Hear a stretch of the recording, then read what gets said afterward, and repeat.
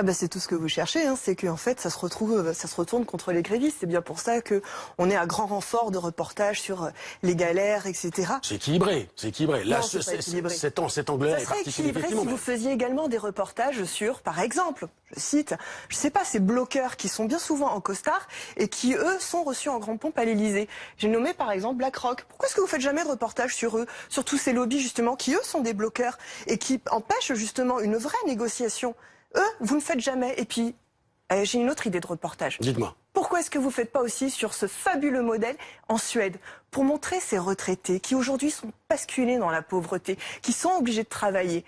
Est-ce que vous allez faire des reportages là-dessus pour montrer aux gens, j'écoute quand vous en parlez, pour montrer aux gens les conséquences de la réforme qu'ils sont en train de faire passer? On rappelle que le modèle suédois est un modèle par points qui a été critiqué par une partie de l'opposition qui dénonce en un taux de pauvreté.